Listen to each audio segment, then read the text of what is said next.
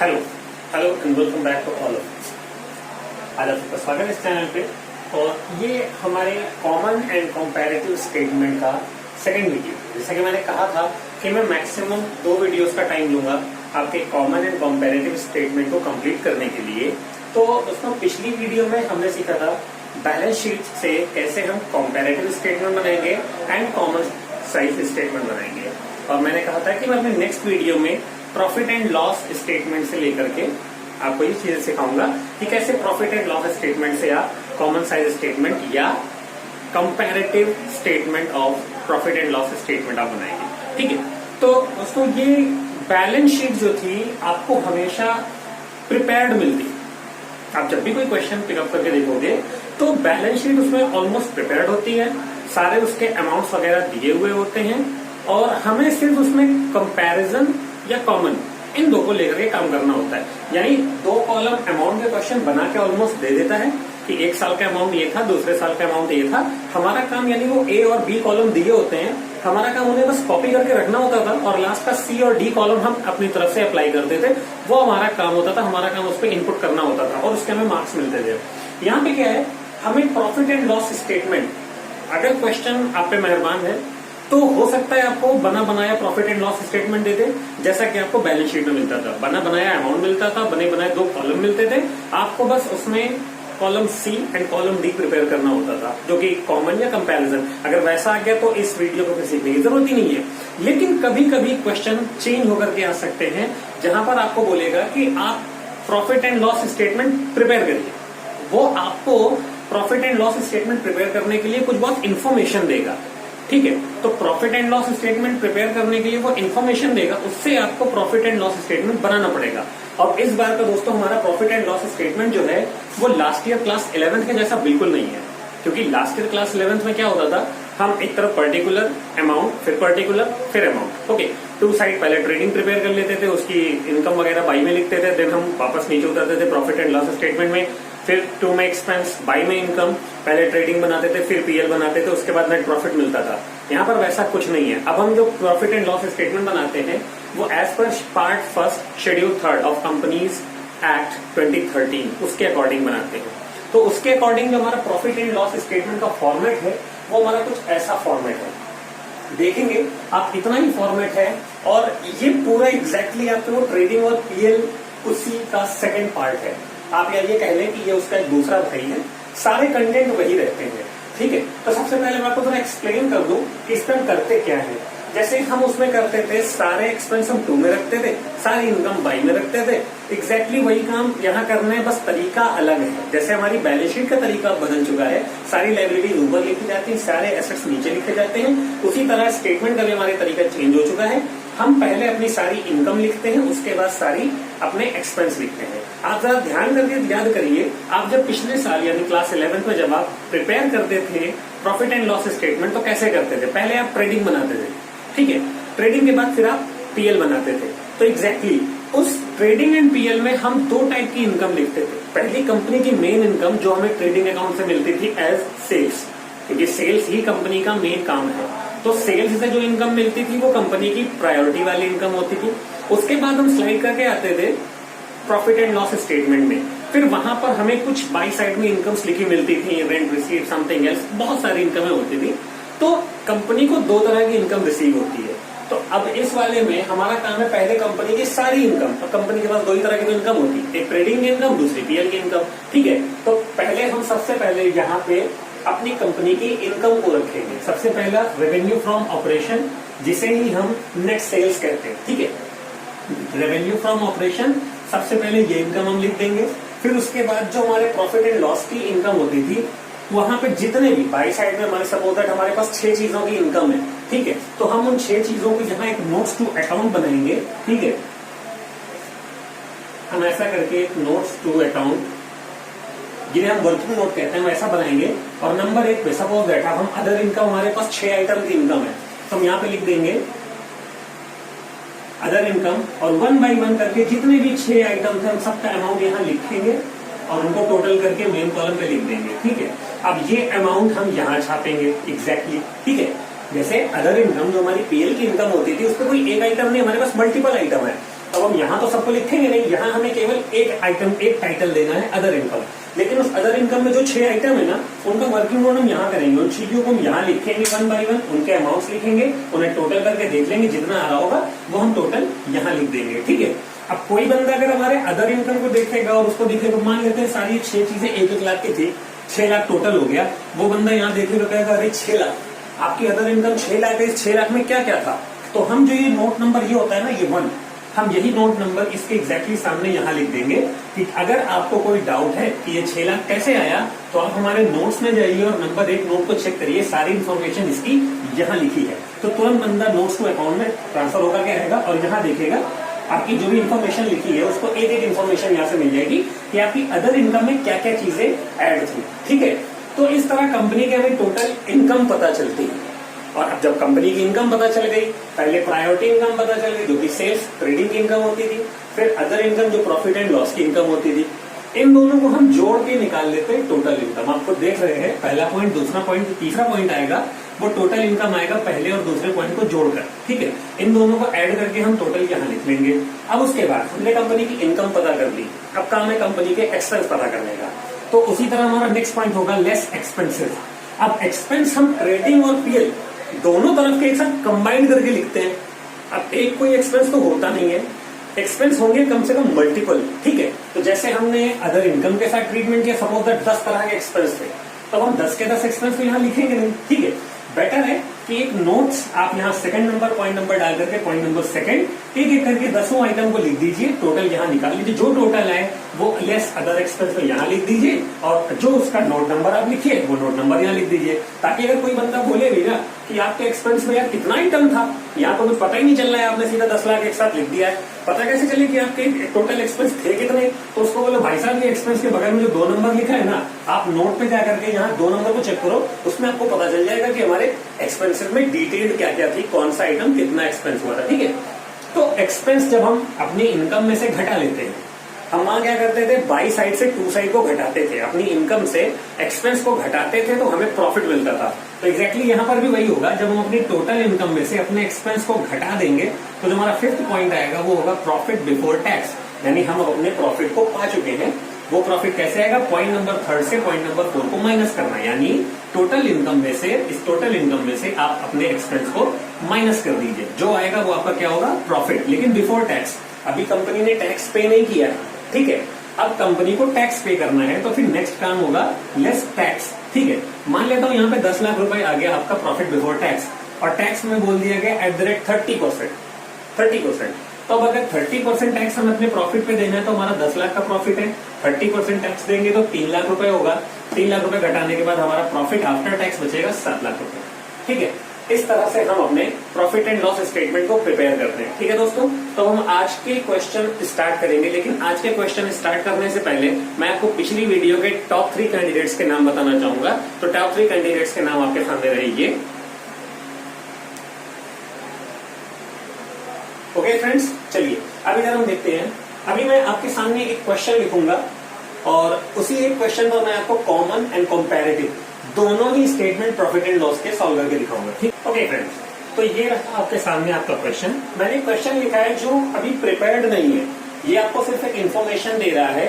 आपको इस इन्फॉर्मेशन के आधार पर जैसा क्वेश्चन बोल देगा कि आप इसका कंपैरेटिव स्टेटमेंट बनाइए या कॉमन साइज स्टेटमेंट बनाइए, तो वो हमें प्रिपेयर करना होगा। देखिए जैसे क्वेश्चन में पूछ रहा है कि रेवेन्यू फ्रॉम, बता रहा है कि रेवेन्यू फ्रॉम ऑपरेशन जो था वो 2019 में 20 लाख था, 2020 में 25 लाख। ओके, अदर इनकम जो थी वो 25% ऑफ रेवेन्यू, यानी आपका जो अदर इनकम का पार्ट होगा वो जो आपका रेवेन्यू इनकम है उसका 25% है, और 2020 में अदर इनकम बिल्कुल भी नहीं है। ओके, एक्सपेंसेस जो है वो 100% ऑफ रेवेन्यू इनकम थे। आपकी जो रेवेन्यू है एग्जैक्टली सेम वही आपके एक्सपेंसेस भी हैं, और 2020 में वो 60% ऑफ योर रेवेन्यू है। ठीक है। और टैक्स का जो परसेंटेज है वो 2019 में 40% लगेगा और 2020 में 30% लगेगा। ठीक है। तो अब ये इन्फॉर्मेशन है, अब हमारे पास बना बनाया नहीं है। अगर बना बनाया होता तो इट मीन्स होता कि बिल्कुल सेम इन्फॉर्मेशन हम कॉपी कर लेते, ये अमाउंट भी कॉपी करते, इसको भी कॉपी करते, हमें सिर्फ यहाँ और यहाँ मेहनत करनी होती। ठीक है। तो चलिए हम इसका पहले कंपैरेटिव बनाते हैं, इसी के बाद मैं आपको कॉमन बना के दिखाऊंगा। ठीक है, पहले हम इसका कंपैरेटिव बना देते हैं। ठीक है फ्रेंड्स, मैं बहुत बड़ी हेडिंग नहीं डालूंगा, अदरवाइज ये तो हेडिंग होती comparative statement of profit and loss statement of फला कंपनी, या जो भी कंपनी का नाम होता है ABC एक्स लिमिटेड जो भी होती, उसके बाद एज ऑन तो करंट डेट होती ना, उसके अकॉर्डिंग बनाया जाता है। लेकिन ये सब चीजें बताने की नहीं है, आपको इतने समझदार हैं। ओके चलिए, हमारा सबसे पहला काम है रेवेन्यू फ्रॉम ऑपरेशन। तो पॉइंट नंबर फर्स्ट,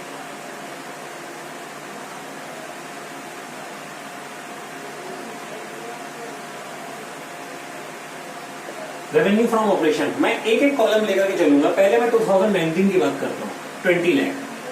2019 में 20 लाख हमारा रेवेन्यू था। फिर सेकंड हमारा काम होता है अदर इनकम। अदर इनकम के लिए क्या बोल रहा है हमारा क्वेश्चन, 25% ऑफ रेवेन्यू। तो इस 20 लाख का 25%, तो फ्रेंड्स 20 लाख का 25%, मैंने एक वीडियो अपने चैनल पे अपलोड की है, आप उसको देखिएगा, परसेंटेज निकालना बहुत आसानी सीख जाओगे। 25% के लिए फॉर्मूला होता है हाफ एंड हाफ, यानी अमाउंट को पहले हाफ करिए, उसके बाद एक और हाफ कर दीजिए, वो हो जाएगा 25%। तो 20 लाख का था 10 लाख और 10 लाख का था 5 लाख। ठीक है, तो अभी हम अपने इस टोटल पे आ चुके हैं, और जैसा मैंने बता रखा है कि जो टोटल्स की लाइन होती है ना, वो पूरे में खींचनी होती है। चलिए मैं खींचे दे रहा हूं।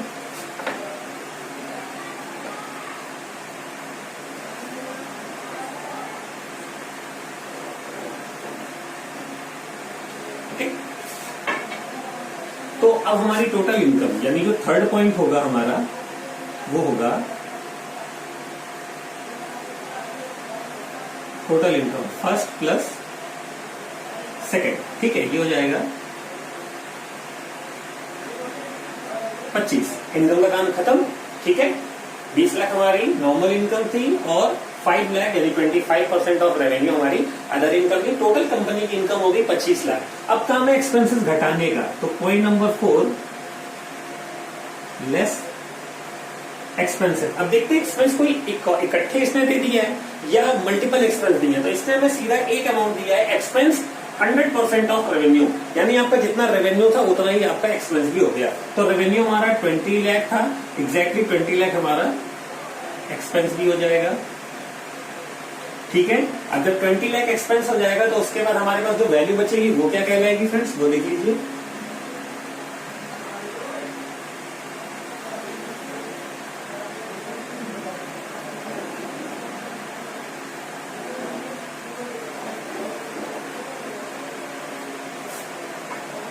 ठीक है, तो अब जो इसके बाद पॉइंट नंबर 4 के बाद हमारा काम क्या होता है, इनकम में से हम एक्सपेंस घटा देंगे तो बचता है प्रॉफिट, लेकिन before tax.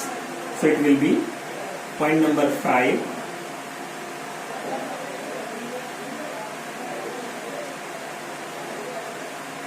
Profit before tax, यानी पॉइंट नंबर 3 में से पॉइंट नंबर 4 को माइनस कर देना है। Point number 3 minus point number 4। तो जब 20 लाख 25 लाख में से 20 लाख को घटा देंगे तो प्रॉफिट हमारा बचेगा 5 लाख। ठीक है, अब ये प्रॉफिट आने के बाद नेक्स्ट पॉइंट हमारा यानी छठवां पॉइंट होता है कि अब प्रॉफिट बिफोर टैक्स है, तो इससे टैक्स घटा दें, फाइनल प्रॉफिट हम जान जाएंगे। Then minus tax, point number 6 will be less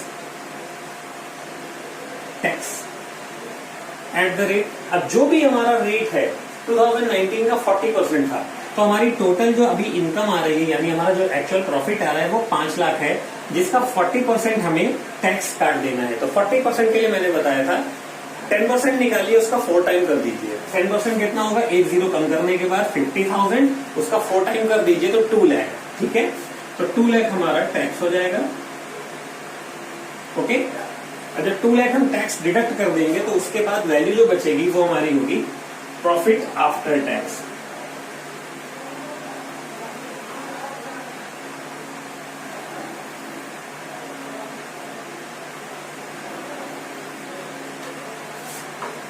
friends, तो 5 लाख में से जब 2 लाख घट जाएंगे तो ये बचेगा 3 लाख, और ये होगा हमारा next point, profit after tax. अब क्योंकि और इसमें कोई काम बचा ही नहीं है तो ये क्वेश्चन हमारा कंप्लीट हो गया। कौन सा ईयर, 2019। अब सेम काम हमें 2020 के साथ करना है। Total income 25 lakh. ठीक है, अदर इनकम के नाम पे निल, तो कुछ नहीं, टोटल कर लेंगे तो ये अभी भी 25 लाख ही रहेगा। ठीक है, उसके बाद एक्सपेंस यहाँ पे कितने थे, तो एक्सपेंस का कॉलम 60% ऑफ रेवेन्यू, 60%, तो पहले इसका 10 निकाल लें। ठीक है, 10 को 6 टाइम कर देंगे तो 10 इसका होगा 2.5 लाख रुपए, और 2.5 लाख को जब 6 टाइम करेंगे तो वो हो जाएगा 15 लाख रुपए। 15 लाख रुपए, 25 लाख में से जब हम 15 लाख घटा लेंगे, क्योंकि एक्सपेंस को घटाते हैं, तो बचेगा हमारा प्रॉफिट 10 लाख रुपए। और इस साल का जो टैक्स का रेट था वो था 30%, तो 10 लाख का 30% होता है 3 लाख रुपए। इसे माइनस कर देंगे तो हमारे बचेंगे 7 लाख रुपए। ठीक है फ्रेंड्स, 2019 पहले कंप्लीट किया, फिर 2020 कंप्लीट किया, तो ये इंफॉर्मेशन थी। अब हमारा प्रॉफिट एंड लॉस स्टेटमेंट तैयार है। ठीक है, फिलहाल मैं एक्स्ट्रा लाइनों को साफ कर देता हूं।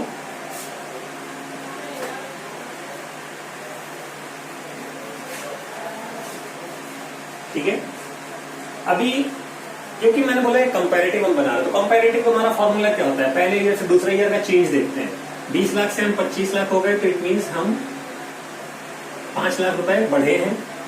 5 लाख से हम 0 हो गए, इस साल कुछ नहीं हुआ, तो इट मीन्स हम 5 लाख रुपए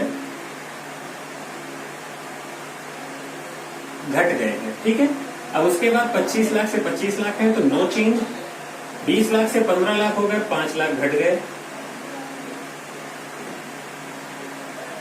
5 लाख से 10 लाख हो गए तो 5 लाख बढ़ गए। 2 लाख से 3 लाख हो गए तो 1 लाख बढ़ गए हम।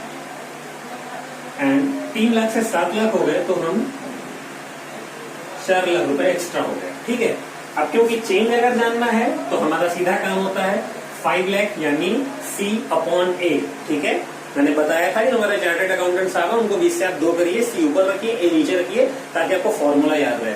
A column, B column, C column, तो C/A 5 लाख बटे 20 लाख गुणे 100। 5 लाख बटे 20 लाख आप करोगे तो ये बन जाएगा 1/4, और 1/4 को बोलते हैं 25%। ठीक है, ओके, देन 5 लाख है, पहले भी 5 लाख था। ठीक है, यानी 5 lakh divide by 5 lakh into 100, that will be 100% but it is of minus category. ठीक है, अब यहां पर नो चेंज, तो यहां पर कोई चेंज नहीं। ठीक है, उसके बाद 5 lakh divide by 20 lakh, that will be equal to 25% as well, but this time it is of minus category, so it will be in bracket. Okay, next 5 lakh divide by 5 lakh, it will be 100%। Okay, next 1 lakh divide by 2 lakh, 1/2, it means 50%. Okay, 4 lakh divided by 3, 4 lakh divided by 3. Okay, 4 lakh divided by 3 करेंगे, that will be equal to 4 lakh divided by 3. I think it will be equal to 133%. 133.33%. Okay friends, तो percentage के लिए आपको मेरी पुरानी video देखनी पड़ेगी, that is why I am able to do that kind of percentage calculations fastly. Okay, sorry, तो आप पुरानी वीडियो मेरी परसेंटेज की देखें ताकि आपको परसेंटेज निकालने का तरीका आसानी से आ सके। उस वीडियो की खासियत है कि हम बिना पेन और पेपर के परसेंटेजेस निकाल सकते हैं, मैं एग्जैक्टली ऐसा ही करता हूँ। ठीक है, तो अभी ये था हमारा कंपैरेटिव। अगर ये कॉमन साइज स्टेटमेंट होता, आप इसकी चाहे स्क्रीनशॉट ले लीजिए। ओके, अगर ये हमारा कॉमन साइज स्टेटमेंट होता तो क्या करते, जैसा हमने कॉमन साइज के लिए बैलेंस शीट में सीखा है, हम एग्जैक्टली वही काम करेंगे। ठीक है, देख लीजिए, क्योंकि कॉमन साइज स्टेटमेंट जब हम बैलेंस शीट का बनाते थे तो वहां पर हम हर एक चीज से क्वेश्चन पूछते थे, यानी हर एक अमाउंट से ये क्वेश्चन करते थे कि भाई आप अपने बैलेंस शीट के टोटल का कितना परसेंट हो। ठीक है, क्योंकि वहां पर सबसे बड़ी वैल्यू क्या होती थी, बैलेंस शीट का टोटल होती थी, और यहाँ पर जो सबसे बड़ी वैल्यू होती है वो हमारी होती है नेट सेल्स। यानी यहाँ पर किसी भी चीज से जो हम क्वेश्चन पूछेंगे कि भाई आप अपने वैल्यू का कितना हो, तो वो वैल्यू यानी वो बेस वैल्यू कौन होगी, वो बेस वैल्यू होगी आपकी रेवेन्यू फ्रॉम ऑपरेशन। ठीक है, आप किसी से भी यानी किसी भी अमाउंट से ये क्वेश्चन करेंगे। ठीक है, अब मैं इसको कंपैरेटिव से हटा करके इसे कॉमन कर रहा हूं। ठीक है, अगर ये कॉमन बनता, ठीक है, तो percentage of revenue from operation, आप पूरा लिख लीजिएगा, percentage of revenue from operation that is of 2019 and that is of 2020। ठीक है, तो अब हम एक एक ईयर की चर्चा करेंगे। भाई 20 लाख, आप अपने 20 लाख के कितने परसेंट हो? ठीक है, यानी इस बार हम हर एक अमाउंट से क्वेश्चन पूछेंगे कि आप अपने रेवेन्यू फ्रॉम ऑपरेशन का कितने हो। बैलेंस शीट में क्या करते थे, हर एक अमाउंट से क्वेश्चन पूछते थे कि आप अपने बैलेंस शीट टोटल का कितना परसेंट हो। यहाँ पर उस अमाउंट से पूछेंगे कि भाई तुम अपने रेवेन्यू फ्रॉम ऑपरेशन का कितने परसेंट हो, यानी 20 lakh divide by 20 lakh into 100, so that will be 100%। Okay, 5 lakh से पूछेंगे भाई 5 लाख, आप 20 लाख के कितने हो, तो ये है 25%। भाई 25 लाख, आप 20 लाख के कितने हो, तो ये है 125%। ओके, भाई 20 लाख, आप 20 लाख के कितने हो, दैट इज 100%। भाई 5 लाख, आप इनके कितने परसेंट हो, दैट इज 25%। भाई 2 लाख, आप 20 लाख के कितने हो, दैट इज 10%। भाई 3 लाख, आप 20 लाख के कितने हो, that is I think 15%। Okay, तो 2019 हैव बीन कंप्लीटेड। अब यही काम हम करेंगे 2020 में। 25 लाख से पूछेंगे कि आप 25 लाख के कितने परसेंट हो, क्योंकि ये है इनकी रेवेन्यू फ्रॉम ऑपरेशन, तो ये तो इस वैल्यू का 100% ही होंगे। ठीक है, और यहाँ पर कोई वैल्यू है नहीं तो डैश। ठीक है, 25 लाख से पूछेंगे आप 25 लाख के कितना हो, तो एग्जैक्टली ये भी 100% ही है। ओके, नेक्स्ट 15 लाख जो है वो 25 लाख का कितना है, वो 60% है। 10 लाख रुपए 25 लाख का कितना है, 40% है। ठीक है, और 3 लाख रुपए 25 लाख का कितना है, ये इसका 12% होता है। और 7 लाख रुपए 25 लाख के कितने हैं, ये इसके 25% होते हैं। ठीक है फ्रेंड्स, तो ये आपके सामने इसका कॉमन एंड कंपैरेटिव बोथ आपके सामने रहा। ठीक है, अभी आपके सामने मैं कुछ क्वेश्चंस लिख के रखूंगा, आप उनकी प्रैक्टिस करिएगा। और आपको मैं फिर बोल रहा हूं कि आप इस वीडियो को इन क्वेश्चंस को आप सॉल्व करिएगा, मुझे भेजिएगा। अगर आपके पास ऐसी कोई और भी क्वेरीज हैं आपके कॉमन साइज स्टेटमेंट को या कंपैरेटिव स्टेटमेंट को लेकर के, तो वीडियो के लास्ट में मेरा कॉन्टैक्ट नंबर है, आप उस पर्टिकुलर क्वेश्चन को क्लिक करिए, मेरे पास भेजिए। पॉसिबल होगा तो आपको आपके व्हाट्सएप नंबर पर मैं आप क्लिक करके सॉल्यूशन भेज दूंगा, और अगर क्वेश्चन आपका ट्रिकी हुआ तो उसके लिए एक स्पेशल वीडियो में अपलोड कर दूंगा। ओके फ्रेंड्स, तो अब आपके सामने क्वेश्चन रहेंगे। ओके, आप इन क्वेश्चंस को सॉल्व करिए। Till then, good luck.